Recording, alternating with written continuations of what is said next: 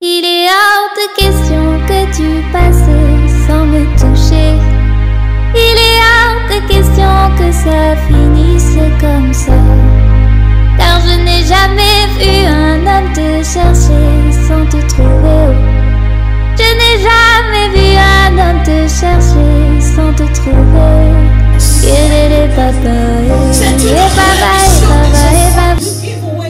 Tu dois pardonner. Quel que soit le problème, ce n'est pas une option pour nous. En tant qu'enfant de Dieu, le pardon c'est un commandement. Je vais te démontrer cela. Que le pardon c'est un commandement. Nous devons nous pardonner. Quelle que soit la situation difficile. Quand tu pardonnes, on a toujours dit le pardon libère. Ne cherche pas à rester dans la prison. Ne restez pas dans la prison. La prison de Jean. Il est hors de question que tu passes sans me toucher. Je sais que c'est là. Il est hors de question que ça finisse comme ça. Car je n'ai jamais vu un homme te chercher sans te trouver. Je n'ai jamais vu un homme te chercher sans te trouver. Yélélé papa, et baba, et baba, et baba, et baba. Yélélé baba, et baba, et baba, et baba, et baba.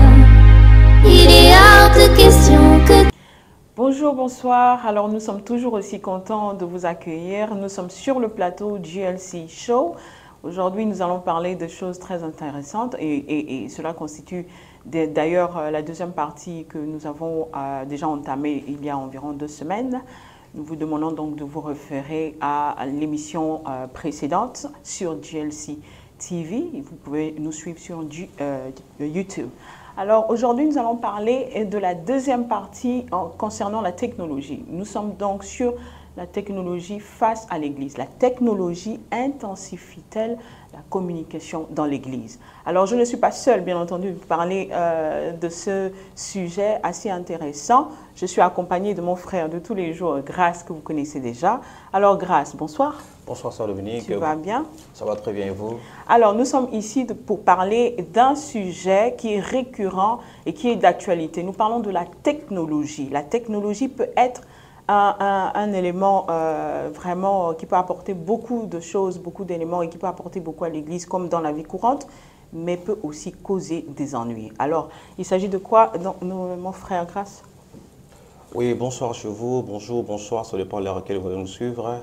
Alors, pour revenir à notre sujet, comme je l'ai dit, la technologie, oui, dès le départ, je dirais déjà que oui, la technologie facilite aujourd'hui. Aujourd'hui, grâce à la technologie, nous avons la facilité de transmettre, déjà, la technologie nous facilite à faire la transmission des réunions, de prières en ligne, de prédications. Déjà, la chose qu'on n'avait pas avant, quand il n'y avait pas la technologie. Aujourd'hui, tu peux rester chez toi, tu peux être dans un autre pays, et moi je suis aux États-Unis, les autres sont en Afrique, mais on pouvait avoir la facilité déjà là d'avoir la prière en même moment. On n'est pas sur place, on a des réunions, tu vois, comme des meetings, il y a à l'église. Avant, il fallait toujours avant d'avoir la réunion, il faut être sur place. Mais aujourd'hui, grâce à la technologie, nous n'avons pas besoin d'être sur place. Il suffit juste peut-être d'utiliser le moyen de par Zoom. On peut avoir déjà les réunions, on peut tout faire. La technologie vraiment nous facilite aujourd'hui d'avoir beaucoup de choses à l'église. Bien entendu, cela est un avantage que nous devons exploiter. Alors, la technologie a ses avantages et on peut en parler toute la soirée. La technologie a aussi facilité la documentation. Aujourd'hui, maintenant, à cause de la technologie, on peut se permettre d'avoir plusieurs versions de Bible que l'on veut dans un seul endroit. Dans le téléphone, dans la tablette. Je me rappelle quand j'étais au Ghana, je priais dans l'église de Bishop Dag Heward-Mills. C'est un monsieur qui a écrit beaucoup de livres, mais alors beaucoup de livres. Et pour enseigner les nouveaux croyants, souvent on étudiait les livres et parfois il enseignait donc les hommes de Dieu qui venaient de partout à travers le monde pour pouvoir recevoir de lui. Seulement, il fallait qu'il puisse avoir plusieurs livres en même temps avec lui, ce qui n'était pas possible. Aujourd'hui, donc, il est facile d'entasser ou de répertorier comme ça, de collecter plusieurs livres. Ce qu'il faisait, c'est qu'il avait plus de 50 livres dans sa tablette. Il lui suffisait donc d'avoir la version en soft copy, la version, comment on dit déjà, PDF pour pouvoir enseigner sur n'importe quel livre donné. Il lui suffisait donc de télécharger la version sur une plateforme et puis il peut avoir le livre dont il a besoin ou la version de Bible dont il a besoin, n'est-ce pas? Exactement. Donc la technologie facilite l'Église. À ce niveau, on peut dire que c'est un élément qui est assez important, c'est un élément qui apporte beaucoup à l'Église parce que... qui est venu aider aussi l'Église. Voilà, elle est venue argumenter, elle est venue argumenter. Décharger l'Église. C'est venu aider beaucoup les âmes de Dieu, c'est venu aider l'Église. Si on n'est pas l'œuvre de Dieu. Capable de se rendre sur place dans une réunion, on peut prier en ligne et le Seigneur écoute nos prières. Dieu est toujours là avec nous, n'est-ce pas? Voilà. Donc, la technologie aussi nous permet d'atteindre un plus grand nombre de personnes à l'échelle mondiale. Alors, je vais m'expliquer. Quand on parle de l'échelle mondiale, cela veut dire que c'est au-delà de nos limites nationales ou de nos limites physiques, de nos limites géographiques. Quelqu'un qui se trouve en Afrique, quelqu'un qui se trouve en Chine, si tu es ici aux États-Unis, ici, tu peux prier, tu peux prêcher. Quelqu'un depuis là-bas t'écoute. Tu n'as pas besoin d'être là-bas dans la location où il se trouve présentement. Mais parce qu'il t'aura écouté et Dieu peut utiliser donc ce moyen pour toucher donc la personne qui se trouve à distance, n'est-ce pas? Évidemment, comme je l'ai dit, la technologie est venue vraiment aider, comme je l'ai dit. Déjà, à travers la technologie, comme je l'ai expliqué, quelqu'un peut être en Afrique et nous, toi, ici. Il y a le prédicateur, on peut suivre le message, comprendre le même message que toi, tu as réussi ici aux États-Unis. Et la même personne qui est en Afrique, il a compris ce même message. C'est ça, tout ça, c'est grâce à la technologie. Avant de continuer, nous vous prions de vous abonner. Liker, partager la page. Surtout commenter. Ça fait plaisir de lire vos commentaires, de lire les commentaires que vous laissez. C'est toujours aussi bénéfique. Nous voulons aussi vous inviter à partager la page, notre émission sur la page YouTube, c'est GLC TV. Nous vous invitons aussi à vous connecter ou vous abonner sur notre page Facebook, GLC Charlotte. Nous vous invitons aussi à des émissions, nous allons en parler tout à l'heure. Alors, la technologie, il y a tellement de points comme ça que nous pouvons argumenter. C'est toujours aussi un plaisir de parler de nos jours aujourd'hui de la technologie. On peut pas parler de l'Église sans pourtant parler de la technologie aujourd'hui. C'est un domaine aussi large, plus large que le monde lui-même. On vit avec. On vit maintenant avec la technologie. Et donc la technologie aussi a rendu facile la dispensation ou disons la diffusion de l'Évangile. Évidemment. Qu'est-ce que tu peux dire à ce sujet, mon frère? Déjà, je dirais que la technologie aussi a facilité l'Évangile. Vous voyez, à l'époque, pour évangéliser, il fallait d'abord se déplacer. Aujourd'hui, grâce à la technologie, tu peux recevoir le message, tu peux recevoir Jésus-Christ à partir de ta maison. Il y a des gens, je dirais même qu'il y a des gens qui n'ont jamais entendu parler de Jésus-Christ depuis qu'il est né, mais peut-être à la maison, il a suivi une émission, ou soit grâce à une prédication, le message l'a touché, il a décidé de donner sa vie à Jésus-Christ. Tout ça, c'est grâce à la technologie. C'est-à-dire que la technologie a facilité, la technologie a amené la parole de Dieu à la maison, la technologie a amené la parole de Dieu au travail, partout où nous pouvons être, la technologie nous a facilité avec la parole de Dieu. Je me rappelle, lorsque je me suis converti, on faisait ce qu'on appelle des campagnes d'évangélisation dans les quartiers. Parfois, il y avait un prédicateur dans la rue qui prêchait l'évangile avec un micro et un baffe. Et puis, il y a des gens qui se rassemblaient. Et maintenant, ce même système de pouvoir proclamer l'évangile peut se faire sur des plateformes plus élargies et atteindre plus de monde. Il suffit seulement que la personne puisse entendre. On n'est plus limité à un seul endroit seulement parce que la personne qui va se mettre à prêcher, par exemple, à un certain endroit ne pourra pas atteindre une personne qui se trouve à l'autre bout de la ville. Donc, ici, nous exploitons, nous voulons mettre vraiment en exergue le fait que la technologie maintenant est capable d'aller dans les coins et les recoins du monde qu'on ne pouvait pas imaginer, qu'on ne pouvait pas atteindre physiquement. Qu'on ne pouvait pas... Je sais qu'il y a des évangélistes, il y a des hommes de Dieu qui sont allés dans les coins les plus reculés du monde pour pouvoir évangéliser, pouvoir parler de Dieu. Et je crois que c'est comme ça que l'évangile a atteint... C'était aussi bien. C'est comme ça que l'évangile a atteint le plus grand nombre de personnes. Aujourd'hui, il y a dans les villages les plus reculés, les gens sont devenus chrétiens. J'étais étonnée quand j'étais repartie au Gabon de voir ma tante au village qui était devenue chrétienne parce qu'elle avait entendu parler de Dieu. Mais à l'époque, il n'y avait pas d'église là-bas. Il n'en existait pas. Il n'en existait pas d'église dans les villages, dans les coins les plus reculés du monde. Mais maintenant, la technologie est capable d'atteindre ces lieux les plus reculés, là où on ne peut pas aller physiquement, là où on ne peut pas se rendre physiquement. Et bien, l'évangile va aller à cause de la technologie là-bas, n'est-ce pas? Et nous allons maintenant partir sur notre dernier point qui est comme quoi la technologie est l'un des signes que Dieu avait annoncé, comme quoi la technologie est l'élément qui est en train de réunir le monde entier. Il y a des hommes et des femmes qui sont réunis aujourd'hui comme un seul homme par la technologie. J'ai écouté des shows, des témoignages de personnes qui n'arrivaient pas à communiquer avec des personnes autour d'eux, qui n'arrivaient pas à communiquer avec des personnes qui sont dans leur entourage, mais qui maintenant, à cause de la technologie, ils ont trouvé des personnes de leur même conception intellectuelle, la manière de penser. Ils se forment comme ça des groupes ou comment on appelle ça, des congrégations de personnes qui, selon leur désir, selon leur fonctionnement, ils sont capables désormais de communiquer, ils sont capables de pouvoir se réunir selon leur groupe racial ou quoi que ce soit. Mais en tout cas, la technologie a réuni maintenant les nations, elle a réuni les peuples, elle a réuni quelles que soient les nations, il n'y a plus de limite nationale, il n'y a plus de limite linguistique, il n'y a plus de limite, il n'y a absolument aucune limite. Quelqu'un qui est chinois, qui parle mandarin, peut désormais communiquer avec quelqu'un qui parle seulement anglais ou qui parle seulement français. Il y a la traduction à cause de la technologie. Donc la technologie a ses forces, et bien entendu, elle a aussi ses faiblesses. Et nous allons en parler, n'est-ce pas? Alors, avant de continuer, nous vous invitons à vous abonner encore une fois de plus. Nous vous invitons à liker notre page sur YouTube, sur Facebook. N'oubliez pas de laisser vos commentaires, c'est toujours aussi important.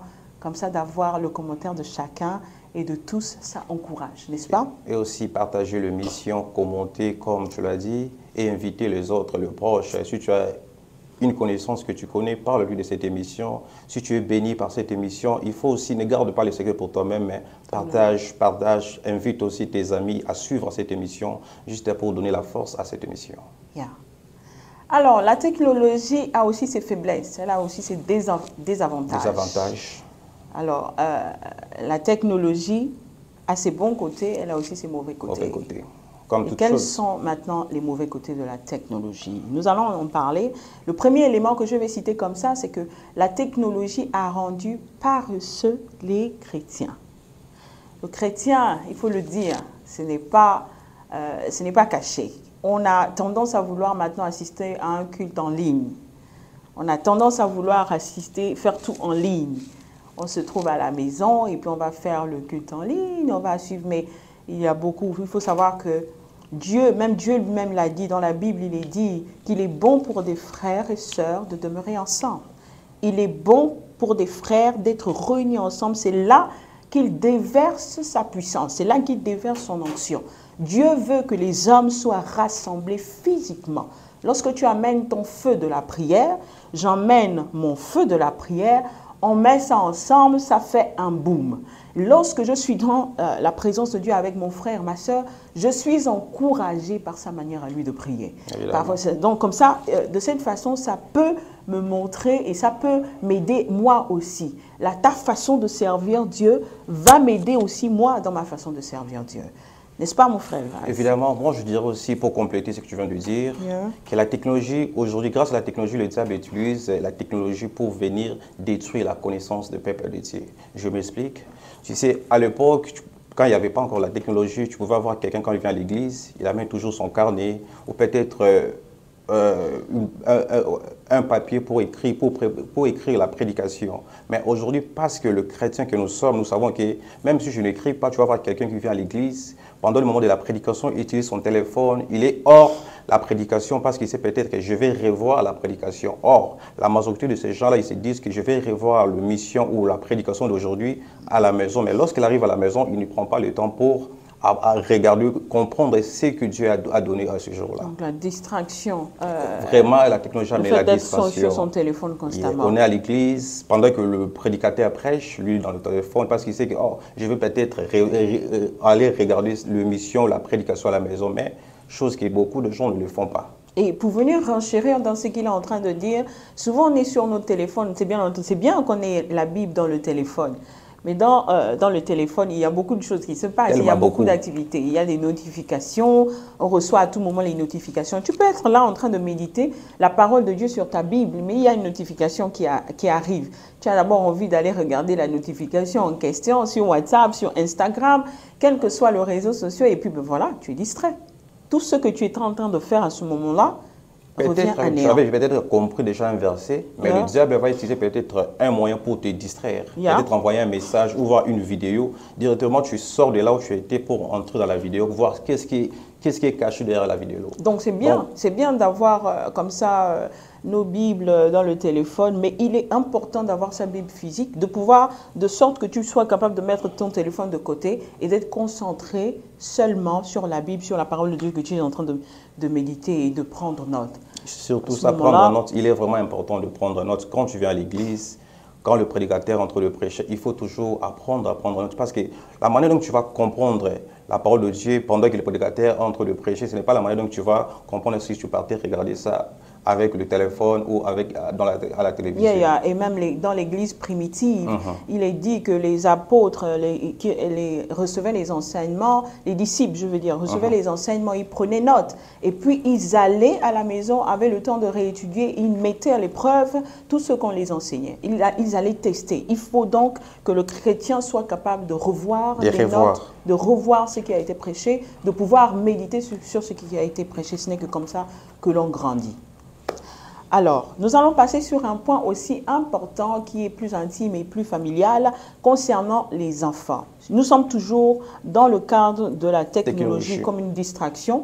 La technologie aujourd'hui... Les désavantages de la technologie. Donc, la technologie aujourd'hui a accaparé l'attention des enfants. Et je m'explique. Ici aux États-Unis, nous le remarquons. Je ne vais pas parler du cadre de l'Afrique. Je ne veux pas parler du cadre des autres environnements. Ici, nous avons remarqué un fait qui est très, très fort et que l'on n'arrive pas à détacher chez les enfants, c'est que les enfants sont accros dans la technologie, mais vraiment à fond.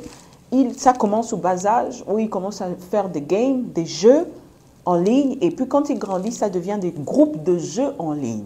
Et parfois, il passe toute la journée dans sa chambre, il n'a pas de communication avec les gens autour de lui, c'est carrément accro, il devient addicted, il devient vraiment ancré dans ce qu'il voit.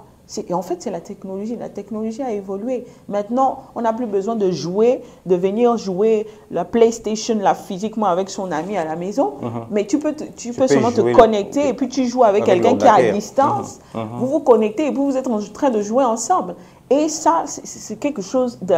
Pour moi, personnellement, je pense que c'est assez dangereux parce que les enfants sont tellement accros là-dedans et parfois même, ils arrivent à penser que tout ce qui se passe dans les jeux, c'est la réalité.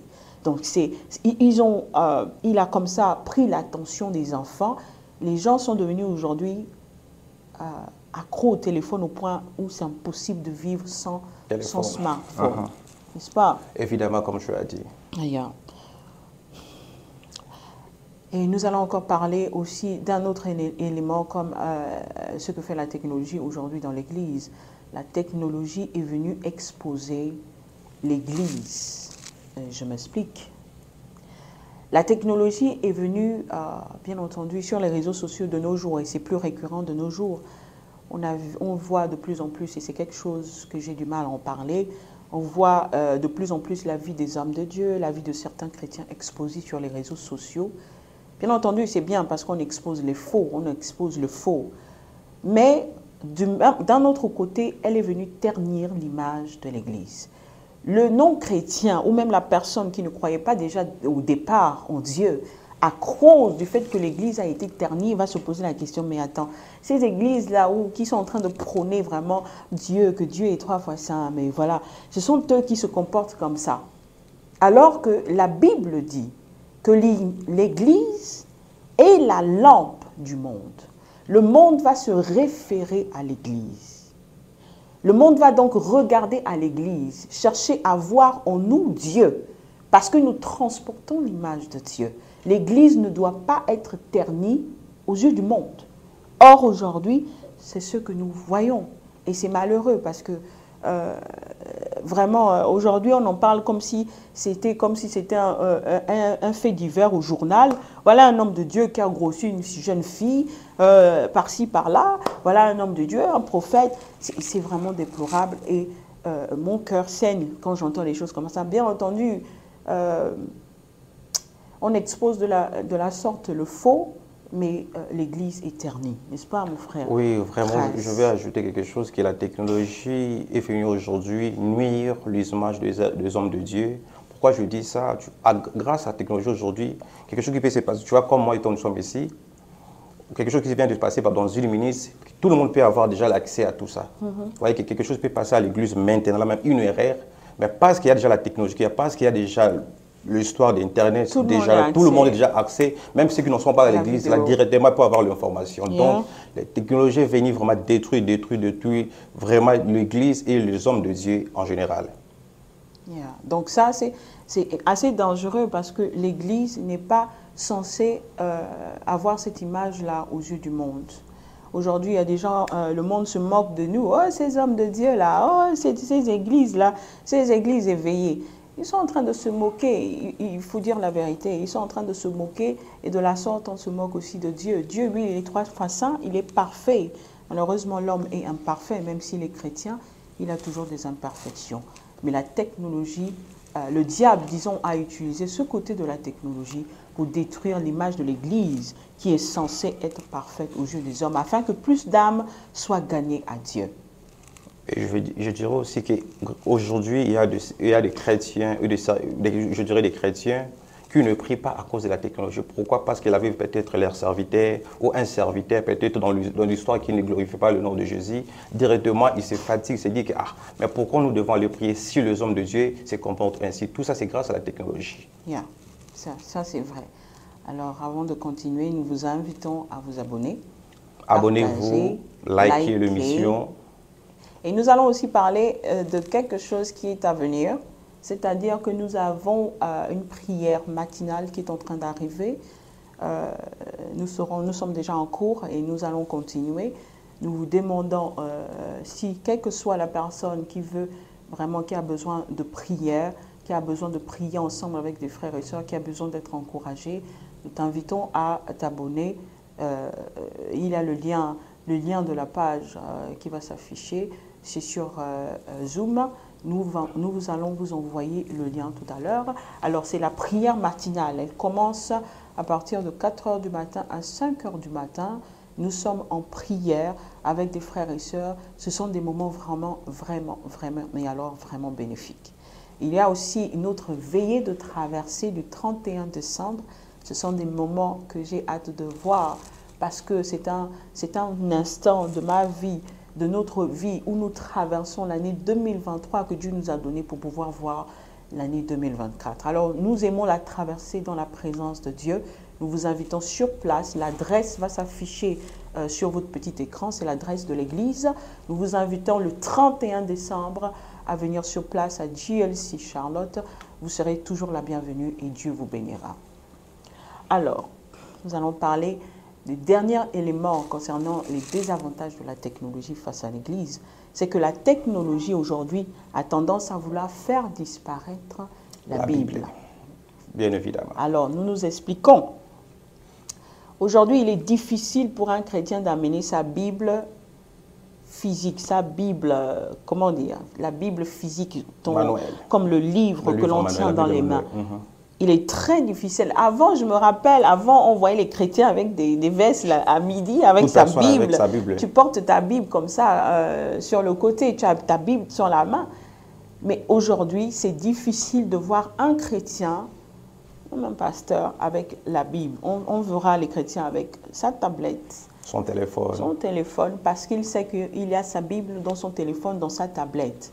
Le problème ici, c'est que on a tendance à vouloir délaisser cette Bible qui est physique. On l'oublie pour pouvoir se concentrer sur le téléphone, sachant qu'on a l'application dans le téléphone.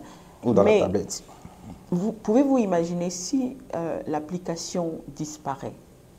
Si la Bible, en tant qu'application, disparaît un jour, qu'est-ce que va devenir la Bible? Sur ce coup, donc, nous voyons déjà l'avenir. Le diable veut faire disparaître la Bible comme un élément physique que l'on peut avoir chaque jour avec nous, pouvoir donner la priorité à la technologie, mais c'est un piège. N'est-ce pas, mon frère Grace? C'est ça, je veux dire que c'est ça le but ou la mission que le diable a pour le chrétien, c'est-à-dire que le diable veut nous faire croire que tu n'as pas besoin d'avoir la Bible, Emmanuel, comme on utilisait avant. Tu peux avoir la Bible à partir de ton téléphone, oui, c'est bien. Mais pose-toi la question, que je me pose la question, toi qui as l'habitude d'utiliser la Bible par téléphone ou par tablette, oui, c'est bien, tu peux avoir la app comme tu as eu l'application de la Bible. Mais ces gens, le diable, en fait, si peut-être tu perdais ton téléphone, tu n'auras plus cette Bible-là. Mais si maintenant tu as la Bible, et que la Bible qu'on appelle la Bible Emmanuel, tu as toujours la facilité d'avoir la parole de Dieu avec toi. Alors, si nous ne sommes pas éveillés, le diable va détruire la Bible. On n'aura plus la Bible. Parce que quand les compagnies qui fabriquent des Bibles, comment il y aura le moyen de fabriquer les Bibles si nous n'utilisons plus la Bible là?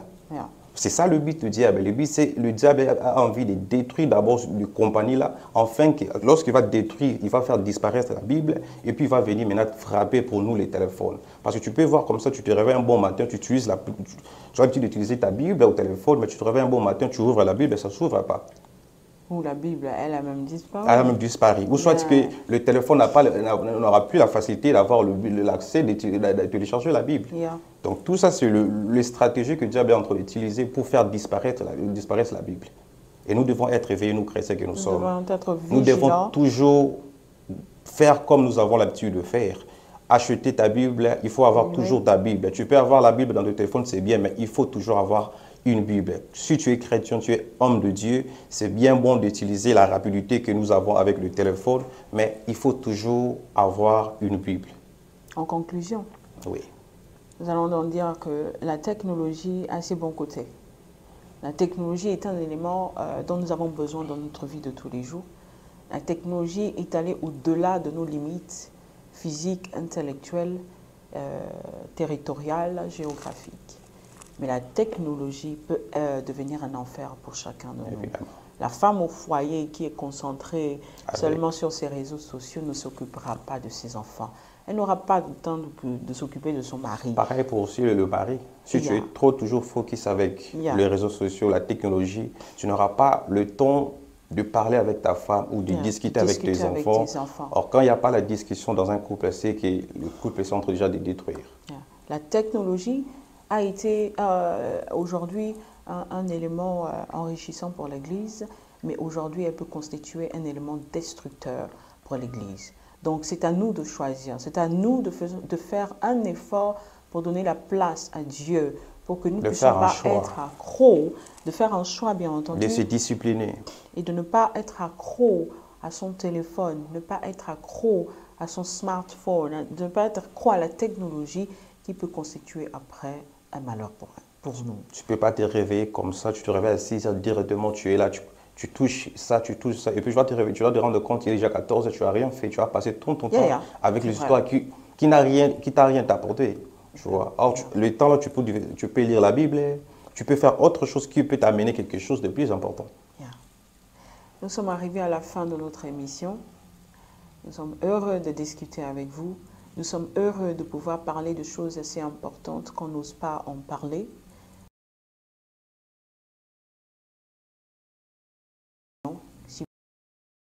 Vraiment, Dieu vous bénisse. Nous allons maintenant procéder à la salutation des uns et des autres pour encourager.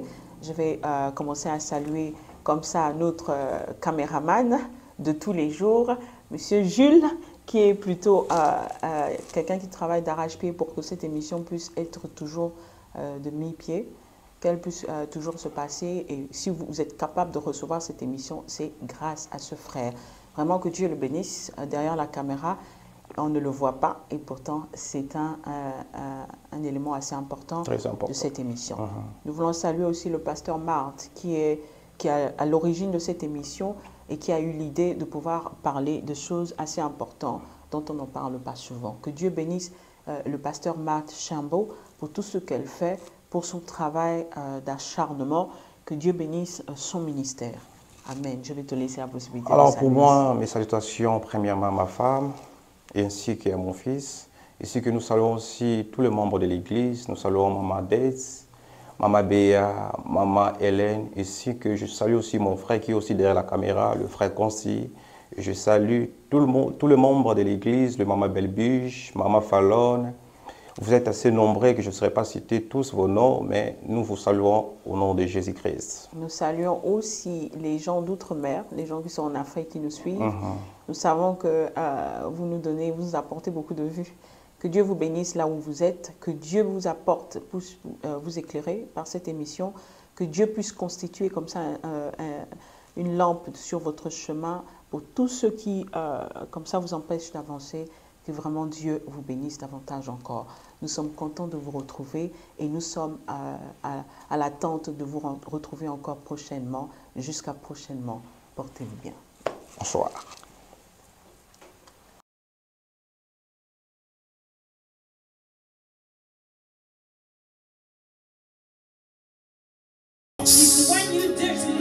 C'est une rémission des offenses.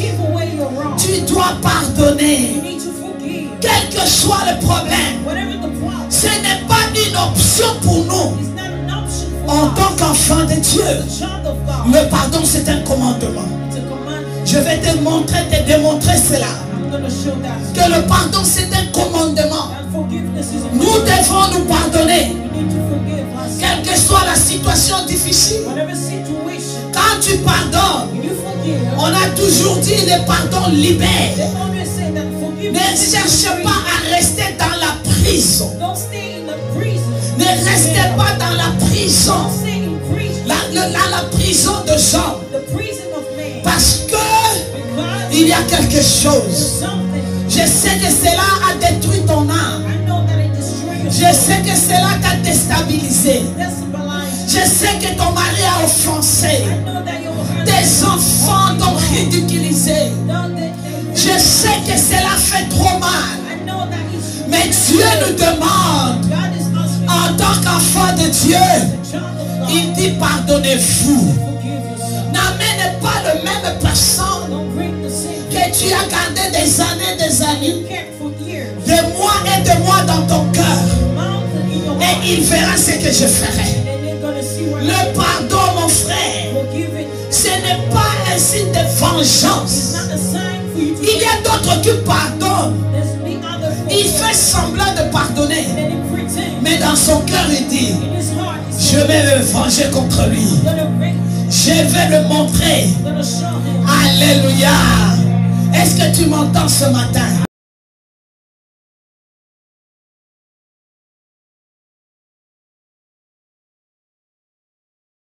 Il est hors de question que tu passes sans me toucher. Il est hors de question que ça finisse comme ça. Car je n'ai jamais vu un homme te chercher sans te trouver. Je n'ai jamais vu un homme te chercher sans te trouver. Yélélé papa, et baba, et baba, et baba, et baba. Yélélé baba, et baba, et baba, et baba, et baba. Il est hors de question que tu passes sans me toucher. Il est hors de question que ça finisse comme ça. Car je n'ai jamais vu un homme te chercher sans te trouver.